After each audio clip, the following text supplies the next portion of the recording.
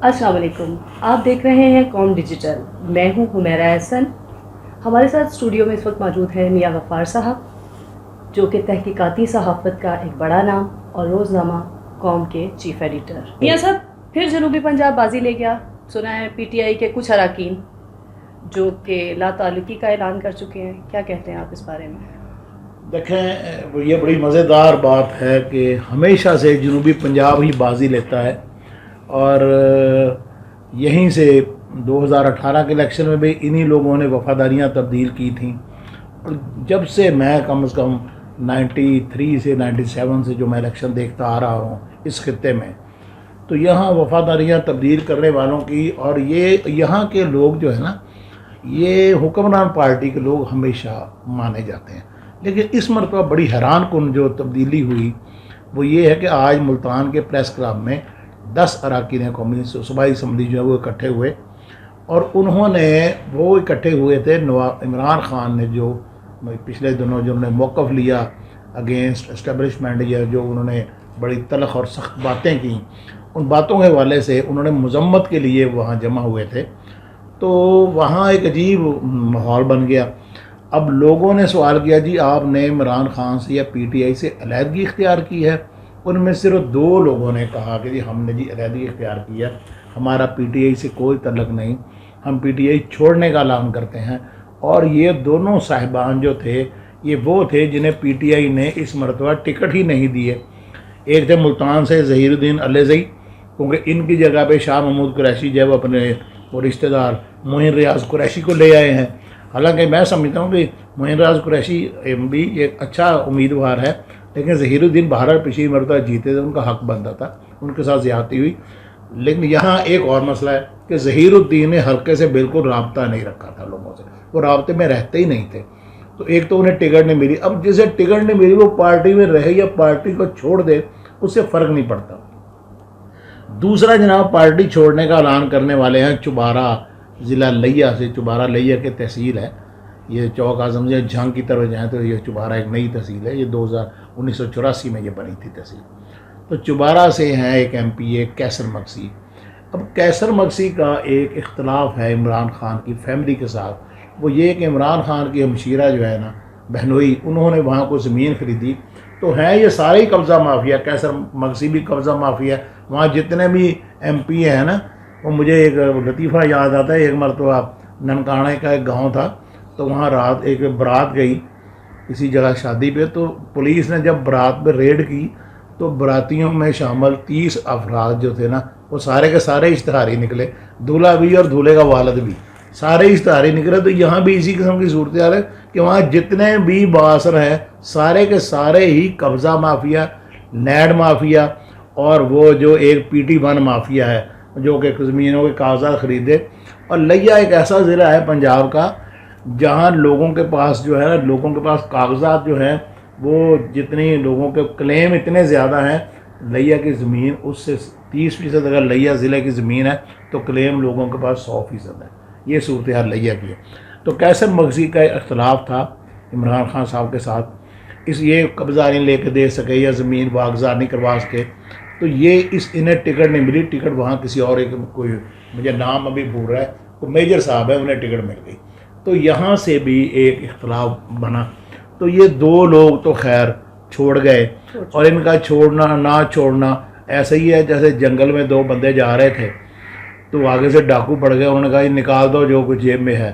تو ایک بندے نے فوری طور میں جیب میں سے 2000 نکالا اور دوسرے کو دیا، کہنے لگا یار وہ تمہارا ادھار میں نے دینا تھا تو یہ تو رکھو نا. تاکہ وہ 2 منٹ بعد وہ ادھار گیا تو اس کا ادھار بھی اتر گیا اور ڈاکو بھی پیسے لے گئے. تو یہ اسی قسم کی صورتحال ہے. ان دونوں کا جانا تو خیر کوئی میٹر نہیں رکھتا، ان کا کوئی اہمیت نہیں ہے. باقی جو 9 لوگ ہیں جو وہاں اکٹھے ہوئے، ان میں اون ڈوگر تھا، ان میں عبدالحی دستی تھے، نیاز گشگوری تھے، علمدار قریشی تھے، مجاہد میتلا تھے، سجاد چھینا تھے. یہ ان لوگوں نے کہا جی کہ ہم ضمت کرنے کے لیے ہم آئے ہیں، ہم نے ابھی علیحدگی کا اختیار اعلان نہیں کیا. تو وہاں بعض ہماری برادری کے جرنلسٹ بھی، ہمارے لوگ بھی تو ایسے ہوتے ہیں جنہیں سوال پٹ کیے جاتے ہیں کہ چل بھائی تو نے یہ سوال کرنا ہے، تو نے یہ سوال کرنا ہے. تو انہوں نے بڑا قریدہ اور بڑے سوال پلٹ کے الٹ کے ادھر سے ادھر سے انہوں نے سوال کیے کہ بتاؤ بھائی کہ آپ سنا ہے آپ پی ٹی آئی چھوڑ رہے ہیں. انہوں نے کہا یہ فیصلہ ہم نے ابھی نہیں کیا, ہم ابھی تو صرف مذمت کرنے آئے ہیں. اس کی وجہ یہ ہے, دیکھیں سیاستدان بدل سکتا ہے, اگر نہیں اس وقت بدل سکتا تو عوام کی جو ذہن سازی ہو چکی ہے وہ نہیں بدلے گی, اور عوام ایک فیصلہ کر چکی ہے, یہ اسی قسم کی عوام کی ذہن سازی ہے.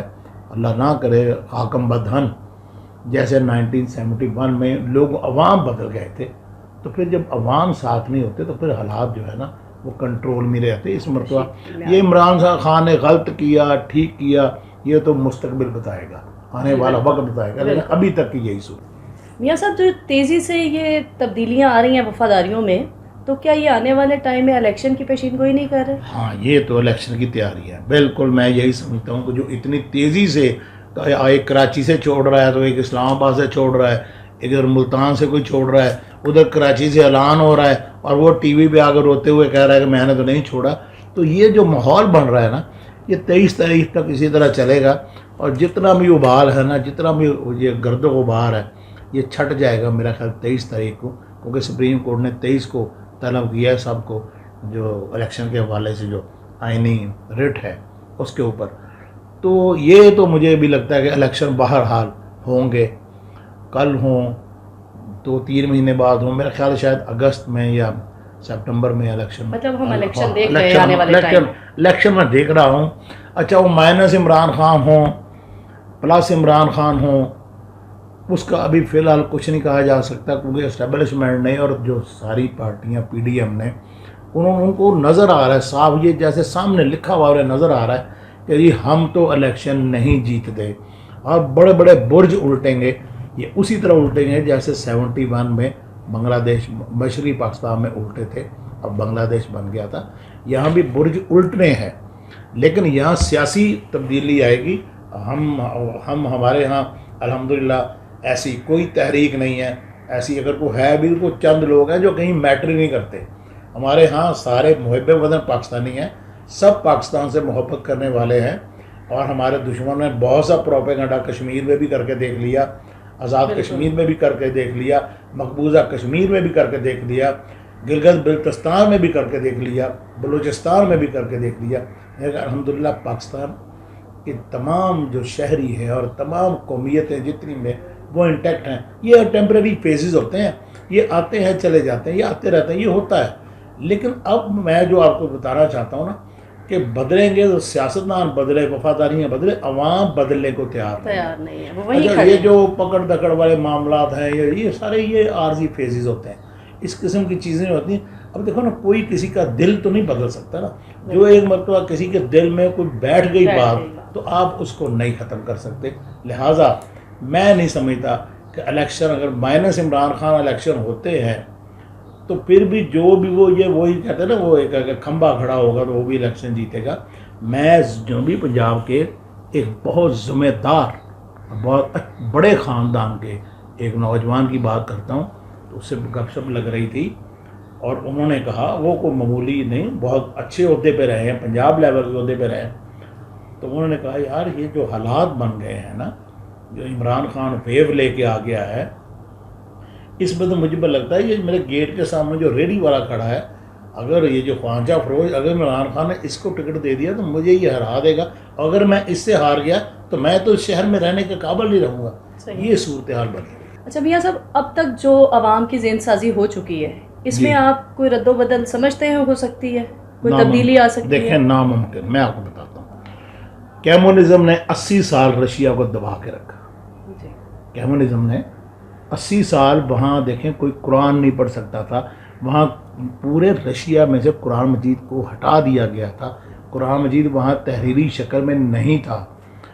تو جب رشیا کی وہ کمیونزم ختم ہوا اس کا اثر, اور جب رشیا کے بلکنائزیشن ہوئی, اس کے جب حصے بکھرے ہوئے, تو آپ اندازہ لگائیں پھر 8 اسلامی ریاستیں اسی میں سے نکلی. لوگ قرآن دیکھ کے پڑھ نہیں سکتے تھے, لوگوں کو قرآن حفظ تھا. لوگوں نے ایک دوسرے سے سن کے یاد کیا ہوا تھا. جو ذہن سازی ہوتی ہے نا وہ ایک مرتبہ ہو جائے تو اس کو تبدیل کرنا بہت مشکل ہوتا ہے. کہ 80 سالہ جبر, 80 سالہ سختی, اور جو ہم تو سختی کا اور اس جبر کا تصور نہیں کر سکتے جو رشیا میں تھا. ہمارے ہاں تو یہ تو ہماری جو اسٹیبلشمنٹ ہے، ہماری جو حکومت ہے، ہمارے جو اقتدار میں جو بااختیار ہو گئے، وہ بالکل قوم دشمن نہیں ہے، بالکل عوام دشمن نہیں ہے. دیکھیں ایک سوچ کا طریقہ کار کا فرق ضرور ہو سکتا ہے، لیکن ہم انہیں نہیں، وہ ہم ہی میں سے ہیں. کسی کا بھائی ہے، کسی کا بیٹا ہے، کسی کا والد ہے، سارے وہ ہم ہی میں سے ہیں سب. تو لیکن رشیا میں تو باقاعدہ ایک ایسا طبقہ براجمان تھا، قابض تھا، جس نے فسطائیت کی اور ظلم کی انتہا کر رکھی تھی. لیکن 80 سال بعد جب وہ ٹوٹا تو پھر وہاں سے 6 تو مسلم ریاستیں نکلی. ذہن تبدیل نہیں ہوا کرتے، یہ بات ذہن میں رکھ لیں آپ. اب ایک جو لوگوں کا ذہن بن چکا ہے، یہ جبر ہو محبت ہو، ہاں ایک صرف راستہ ہے کہ لوگوں کی اتنی خدمت کی جائے، اتنی ان کو فیسیلیٹیٹ کیا جائے، اتنی ان کے لیے گورنمنٹ، اتنی پبلک فرینڈلی گورنمنٹ ہو، تو پھر لوگ بدل جائیں تو بدل جائیں. ویسے مجھے بدلتے ہوئے نظر نہیں آتے. نئی ڈیولپمنٹ کے بارے میں کچھ بتائیں. فی الحال تو 23 تک تو یہ شور جو ہے یہ بڑھے گا، بہت زیادہ بات جو ہے نا غبار بڑھے گا.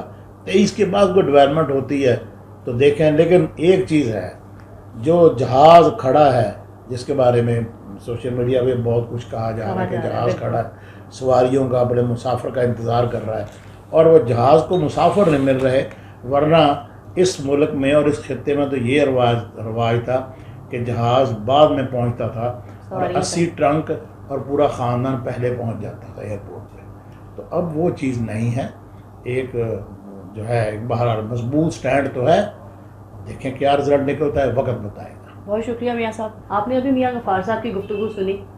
مزید انفارمیشن کے لیے آپ ہمارے چینل کو سبسکرائب کریں اور فیس بک پر فالو کریں.